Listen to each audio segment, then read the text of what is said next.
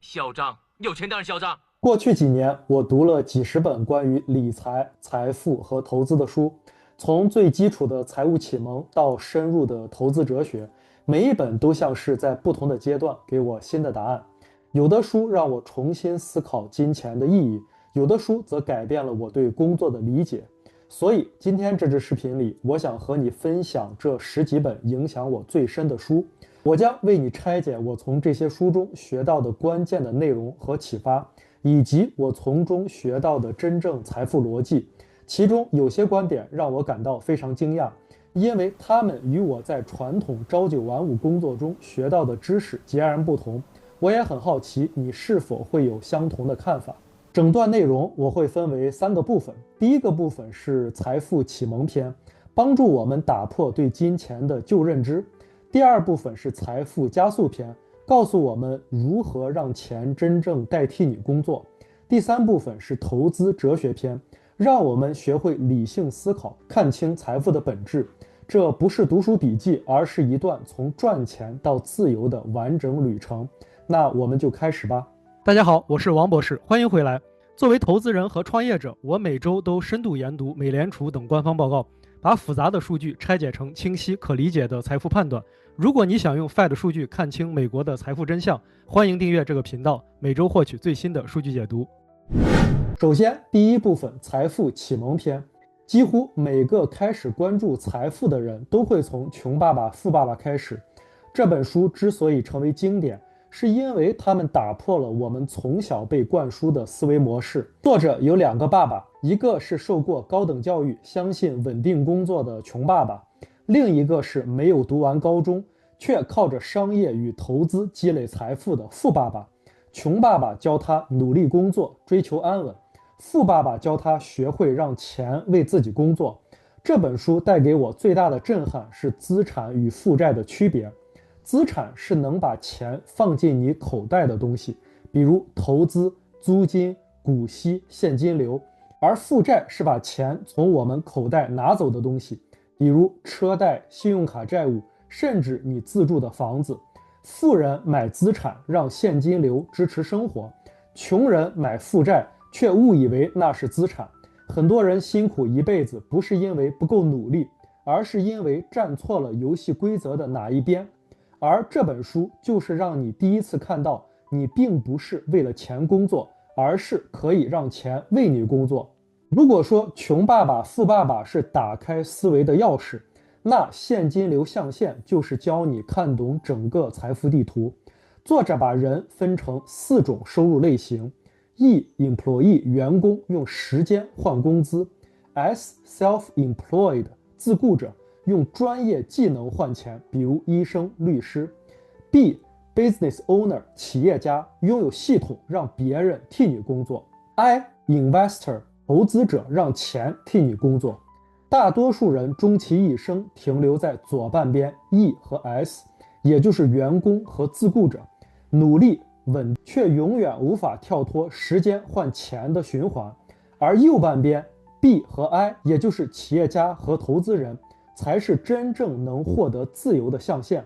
你拥有系统、资产和现金流，即使你不再工作，收入依然源源不断。这本书让我明白，财务自由的关键不是努力，而是转换象限。当你从用时间赚工资转向建立系统赚现金流，财富的积累方式就彻底变了。也正是在这里，我们可以自然地进入下一本书。如果我们不靠打工赚钱，那我们应该如何重新设计自己的工作方式？下面我们进入第二部分，财富加速篇。当我第一次看到每周工作4小时这个书名的时候，我以为又是一本速成骗局，但读完之后才发现，作者真正想讲的是，工作不是你活着的目的，而是一种可以被重新设计的系统。Tim Ferriss 用一个非常简单却颠覆性的目标来定义富有：时间自由 （time freedom）、地点自由 （location freedom）、财务自由 （financial freedom）。当你拥有这3件事情的时候，你才是真正掌控了人生。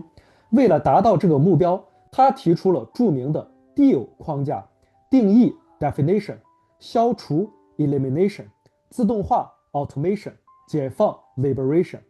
首先 D 定义，也就是先决定你想要的生活，然后再反推需要多少收入，而不是盲目追求高薪。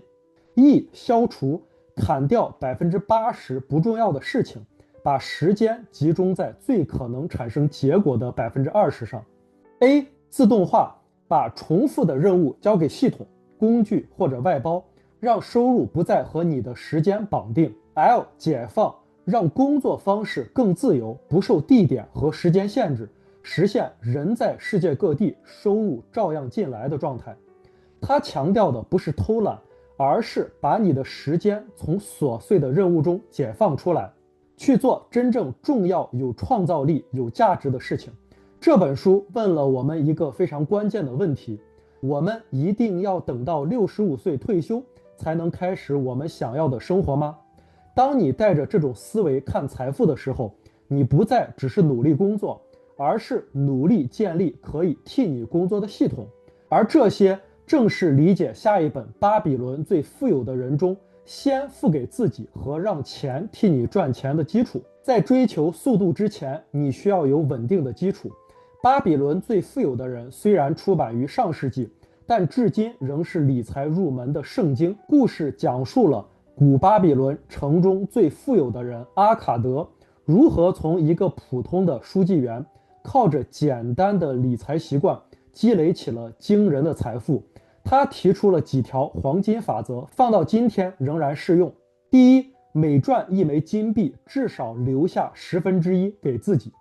第二，控制支出，不让欲望吞噬收入。第三，让钱为你工作，投资能产生利息的资产。第四，谨慎，以防被骗，不要追逐看似快速的收益。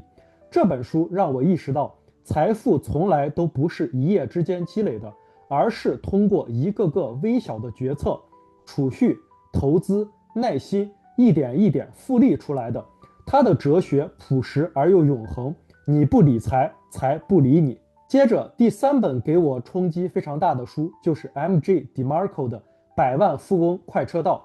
前面我们从巴比伦最富有的人中学到的是储蓄、自律、积累，而 DeMarco 提醒我们，如果你永远只是靠时间赚钱，你最多只能变得慢慢变富。他提出了一个简单却非常颠覆的公式：财富等于你创造的价值乘以能触达的人数。不同的技能、不同的路径会产生完全不同的结果。比如你会做家居整理，你按小时教一个人，一次赚50美金。但如果你把它录成线上课程，一次制作1万个人买，你就能在睡觉的时候继续赚钱。价值没变，但乘数完全不同。这就是快车道的本质，创造一个能复制、能规模化、能离开你也能运作的系统。它让我意识到，真正的财富不是靠省钱，而是要靠建立能放大价值的杠杆。当你的收入不再与时间挂钩，你才真正踏上了财富的快车道。接下来，当我们已经理解了金钱规则，掌握了现金流，甚至学会了让系统为我们赚钱，下一个阶段就不是关于怎么赚钱，而是怎么思考。这正是第3部分的核心：投资哲学与思维升级。对了，如果你觉得这些财务数据和案例分析对你有帮助，欢迎订阅这个频道，后续会持续分享类似的内容。第3个部分就是投资哲学篇。走到这里，我们需要开始思考一个更深的问题：财富的关键到底是在知识、运气还是思维？《思考致富》这本书给出的答案很明确：财富始于思想。拿破仑·希尔在书中采访了上百位成功人士，包括亨利·福特、爱迪生、卡耐基等等。他发现他们都有一个共通点：在他们变得富有之前，他们先相信自己会富有。这本书的核心不是技巧，而是心态。如果你总觉得机会稀缺、金钱难得，那么你的行动也会被这种稀缺心态限制。相反，如果你相信机会无处不在，你的大脑就会开始为可能性寻找证据。但这本书也提醒我们，光有积极的心态还不够，信念必须与行动结合。如果你每天只是幻想成功，却没有任何执行，那就像拿着最好的工具，却永远不去建房。所以，思考致富真正想告诉我们的是内在信念加外在行动的复利效应。你越相信自己能创造财富，越有动力去学习、尝试、积累，而那种自我强化的循环，就是财富成长的心理引擎。但是在现实中，我们和金钱的关系并不是理性的。《金钱心理学》这本书指出，金钱不仅是数字，更是一面镜子，会映照出我们对风险、恐惧和安全感的理解。作者摩根豪斯讲了一个重要的观点：我们常常高估聪明，却低估行为。真正的理财高手不是智商最高的人，而是能控制情绪的人。他举了比尔·盖茨和保罗·艾伦的例子。盖茨的成功看似来自天赋与远见，但实际上也有巨大的运气因素。他刚好在有计算机的学校，刚好遇到了合适的时代。而我们从这些成功故事中学到的经验，其实很多时候无法复制。因此，作者建议我们不要盲目模仿成功的人，而是要总结成功的规律。如果一个人靠运气成功，那你学不到本质；但如果10个人都靠相似的原则成功，比如节制、耐心、长期持有，那这些原则才是我们真正能学以致用的。最让我印象深刻的是这句话：财富不是你赚了多少钱，而是你留住了多少。理财的关键不在于投资技巧，而在于行为习惯。金钱心理学让我学会了用心理安全感的视角来看待金钱，因为你每赚的1分钱，其实都反映了你的思维模式。当我们开始认真思考投资的时候，聪明的投资者就成了必读之书。这是沃伦·巴菲特称之为有史以来最好的投资书。他讲的不是股票投资的短线技巧，而是理性决策的艺术。作者本杰明·格雷厄姆说，投资的成功不需要超高的智商，也不需要预测市场，你真正需要的是2件事情：第一，一个理性的决策框架；第二，不让情绪破坏这个框架的能力。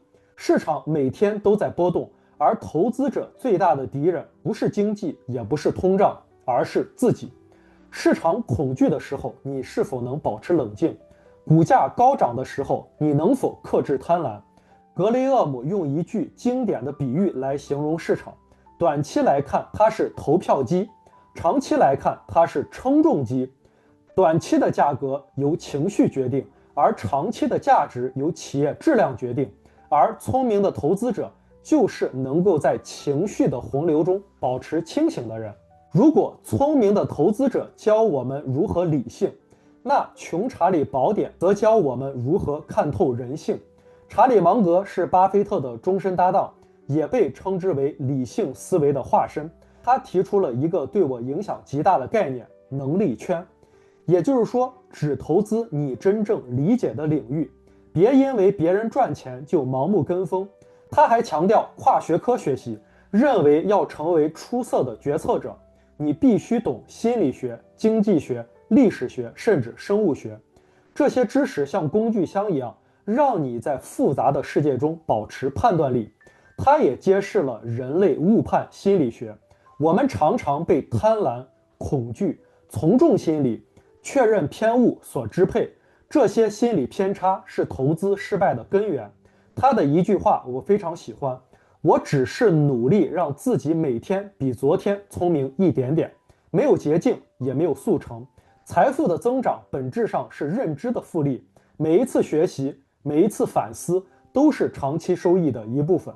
如果说查理芒格代表智慧的理性，那纳瓦尔代表的就是自由的觉醒。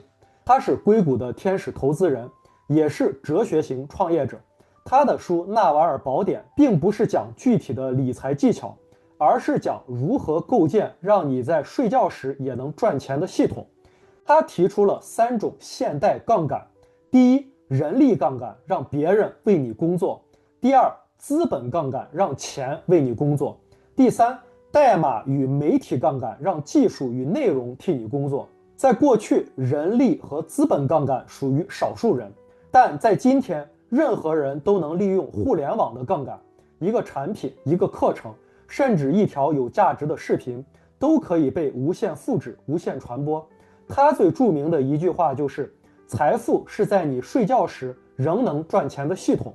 但纳瓦尔也提醒我们，如果你在没有钱的时候不快乐，那么有钱的时候也不会让你快乐。财富的终点不是金钱，而是自由与选择权。你能决定自己如何使用时间，能说不，能过自己想要的生活，那才是终极的富有。回顾这10本书，我发现它们更像是一条完整的阶梯。穷爸爸、富爸爸让我明白要分清资产与负债。现金流象限告诉我们，财务自由的关键是换象限。每周工作4小时，让我们重新来定义工作。巴比伦最富有的人教会我们纪律与储蓄。百万富翁快车道让我们学会用系统加速。思考致富和金钱心理学让我们理解心态的力量。聪明的投资者和穷查理宝典让我们学会理性决策。最后，纳瓦尔宝典让我们看到财富的终极形态：自由与平静。这些书看似是在讲金钱，其实是在讲思维的成长路径，从学会理财到学会投资，从理解市场到理解我们自己。财富的积累最终都指向一个方向，让我们拥有自由，选择我们自己想要的生活方式。最后，我想用一句话作为结尾：投资金钱之前，先投资自己。因为当我们的认知、纪律和思维模式成长之后，财富只是时间问题。你越成长，钱就越追着你跑。好了，今天就聊到这里，非常感谢你的观看。如果你想持续获取基于官方数据的财富解读，欢迎订阅并打开小铃铛，每周第一时间了解最新的 Fed 数据分析。祝你投资和创业顺利，我们下期再见。